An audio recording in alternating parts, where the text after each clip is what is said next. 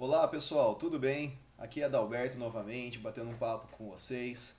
O assunto de hoje é programa de retomada fiscal, na verdade, a reabertura do programa de retomada fiscal. Muitos contribuintes preocupados diante da pandemia, o impacto da pandemia no bolso de todos, né, das empresas, das pessoas físicas, e estavam aguardando uma proposta, uma solução apresentada pelo governo para amenizar esses impactos. Então, hoje estamos diante dessa reabertura do programa de retomada fiscal, que nada mais é do que a reabertura de todas as transações tributárias que foram apresentadas em 2020, tá? Com algumas modificações. Então, esse programa, essa retomada, ela se inicia agora a adesão em 15 de março de 2021 e vai até dia 30 de setembro de 2021. Poxa, mas o que ela está interessante? Qual que é a mudança? Aqui, no caso, nós estamos tratando agora dos débitos que podem entrar nesse programa são aqueles que foram inscritos em dívida ativa na União até o dia 31 de agosto de 2021. Tá bom? Então, vamos lá.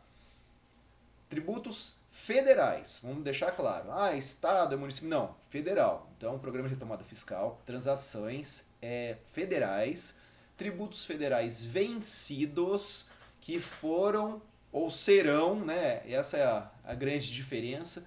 Inscritos em dívida ativa, ou seja, aquele momento que o tributo ele sai do âmbito da Receita Federal, sai do âmbito administrativo e passa para a Procuradoria, onde são inseridos aqueles encargos, onde o próximo passo, até na força da Procuradoria, é o ajuizamento de execução fiscal. Então, débitos que passaram da Receita para a Procuradoria, viraram inscrição, e essa inscrição ocorreu ou ocorrerá até o dia 31 de agosto de 2021.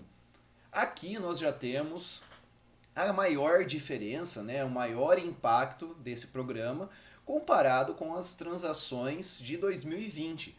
Porque as transações de 2020 pegavam débitos antigos, não pegavam nem os débitos do período da pandemia. Então, era uma situação um pouco divergente da ideia da transação. A ideia da transação é ajudar os contribuintes, dando situações diferenciadas de pagamento. Ok, porém, no momento mais grave, que é a hora que a pandemia chegou de vez no Brasil, pelo menos foi reconhecida no Brasil, que a partir de março de 2020 não tinha nada. Então, pessoal que estava perdendo parcelamento, pessoal que estava com dívidas, não conseguiu pagar os tributos correntes de março para cá, gente que teve que fechar as portas, gente que teve que reduzir drasticamente o faturamento, mandar funcionário embora, se aproveitar daquela redução de jornada de trabalho do governo. Então, aquele período grave da pandemia não estava sendo recepcionado pelos projetos, pelas opções de transações tributárias. Agora não, agora a situação já mudou. Nós estamos falando agora de débitos que estão se inscrevendo em dívida ativa. Então, fatalmente, esses valores de 2020 são passíveis, sim, de inclusão nesse novo programa. Outro ponto bastante importante: muita gente perdeu os programas de parcelamentos que estavam em andamento. Muita gente perdeu o Refis da Copa, muita gente perdeu o PERT. Agora é uma solução bastante interessante. Mais um ponto de comparação. Por que agora nós estamos diante de uma situação um pouco melhor do que a de 2020? Dentro do programa de 2020, existiam situações, opções de parcelamento, onde as primeiras parcelas eram mais baixas e depois elas aumentavam. Então teve parcelamento que agora está triplicando a partir desse segundo semestre de 2021.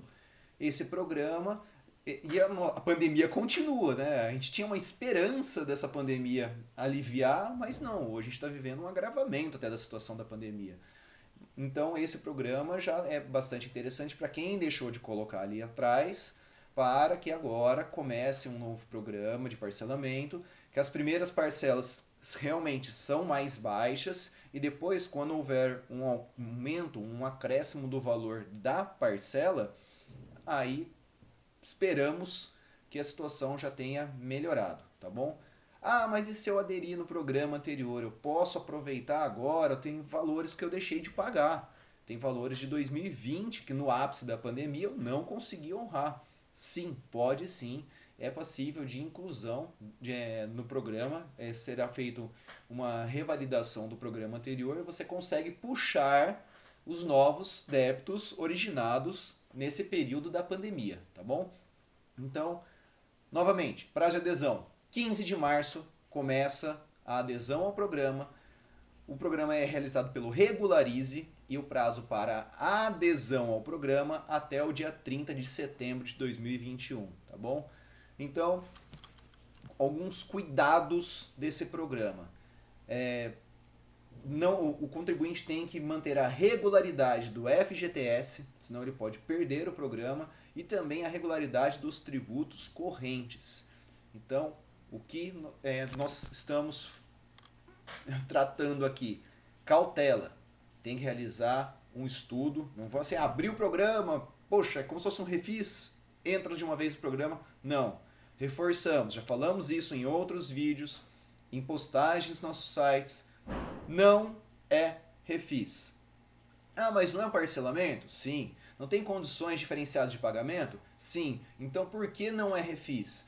Nós falamos que é um quase refis, porque o refis ele tem umas regras próprias e passa para todos os contribuintes. Como a gente está tratando, agora estamos falando de uma reabertura dos programas de transação tributária. Então, nós temos transações que são mais próximas de um refis e outras transações que nem tanto. Aliás, o principal diferencial desse programa, principalmente quando a gente está falando, vou depois tratar com mais calma, da transação excepcional, é que ela avalia o contribuinte, avalia a realidade, o impacto financeiro da pandemia para o contribuinte e em cima desse impacto é decidido qual que é o nível do desconto que será concedido, tá? Então, refis não tem isso. Refis avalia apenas a dívida. Nas transações, pelo menos na grande maioria delas, é avaliado a situação, o status do contribuinte. Então, é inversamente proporcional, como eu já disse em outros vídeos. Quanto maior o impacto, quanto mais o contribuinte teve dor de cabeça na pandemia, maior o desconto e a situação para ele buscar a transação e pagar essa dívida de uma forma diferenciada. Então, de um aspecto muito generalizado, estamos falando de transação de dívida de pequeno valor, que são as inscrições e inscrições individuais que atingem até 60 salários mínimos. Estamos falando então de R$66 mil por inscrição. Esse daqui ele é bem importante a gente esclarecer, porque esse é um mais próximo que a gente tem no refis. Ele tem regras próprias, diretas. Eu preciso ter inscrição que não ultrapasse R$66 mil. Importante, apenas para ME, EPP e pessoas físicas. Débito do Simples Nacional entra também. Não necessariamente a empresa precisa estar no Simples Nacional. A empresa precisa estar na faixa de faturamento de ME e EPP. Importante, tá bom? E a inscrição, no momento que eu vou entrar na transação, ela tem que ter 1 ano de inscrição em dívida ativa, tá bom?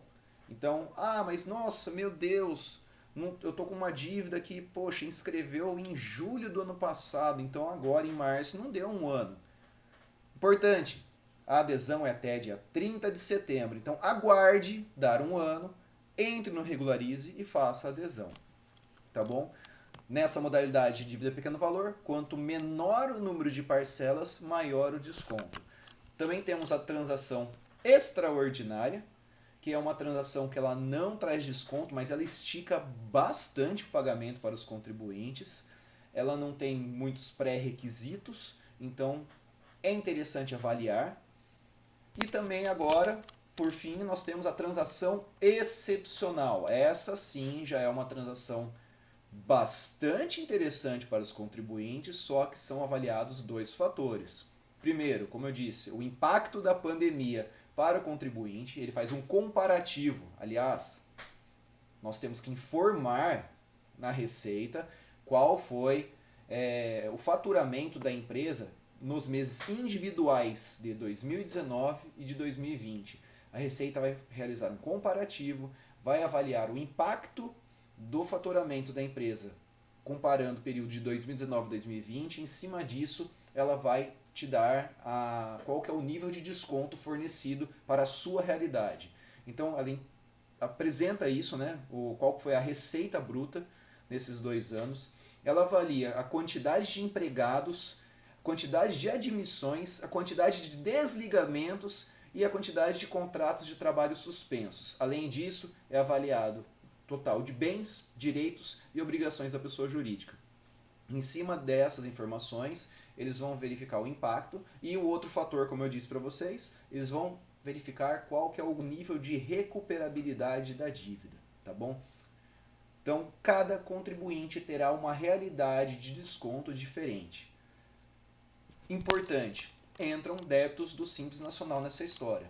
As MEs, EPPs, pessoas físicas, instituições de ensino, Santa Casa, cooperativa e demais organizações de sociedade civil, elas têm descontos diferenciados, têm condições melhores, tá?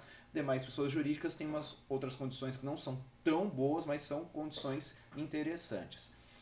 Então, detalhe importante, em todos os casos, em todas as modalidades, não importa o número de parcelas que coloque, não importa em qual transação. Se estamos falando de débito previdenciário, limite de até 60 parcelas, tá? Ah, mas a transação tal está falando que é até 145. Se não tiver débito previdenciário. Débito previdenciário, limite de 60 parcelas. Os descontos tem, mas o limite fica em 60 parcelas. Então, aqui estou tratando de aspectos gerais, de uma forma bastante sucinta, até para não ficar tão cansativo para vocês, mas aos poucos traremos vídeos específicos para cada modalidade, algumas cautelas. E uma dica muito importante: avalie com cautela. Não entre em qualquer modalidade, segura a ansiedade, calma. Avalie a realidade financeira da sua empresa, avalie qual que é a projeção dos próximos meses, para acertar até qual é a modalidade que é mais adequada e, importante também, o timing, quando que eu vou entrar em uma dessas transações, tá bom? Então, outro fator que a gente deve levar em consideração é a própria pandemia. Não temos ainda uma certeza quando que isso vai resolver. As vacinas estão avançando, isso é um ótimo sinal, porém, apesar de estarmos enxergando uma luz no fim do túnel, não estamos ainda conseguindo definir qual que é a profundidade desse túnel. Então, isso é muito, muito importante para a tomada de decisões. Pessoal, continuem ligados, acompanhem nosso canal, nosso site. Aproveito, já vou pedir, se inscreva no canal, dê o like pra gente, compartilhe, isso ajuda bastante aqui, vamos divulgar as situações. E alguma dúvida maior, alguma sugestão de algum assunto que vocês desejam que tratemos, mande para a gente uma mensagem direta. No nosso site tem os e-mails aqui dos advogados profissionais aqui do escritório. Pode mandar no Instagram nosso também uma mensagem direta para a gente, tá bom? Então, fiquem ligados, teremos mais novidades e até a próxima. Boa sorte para todos. Valeu!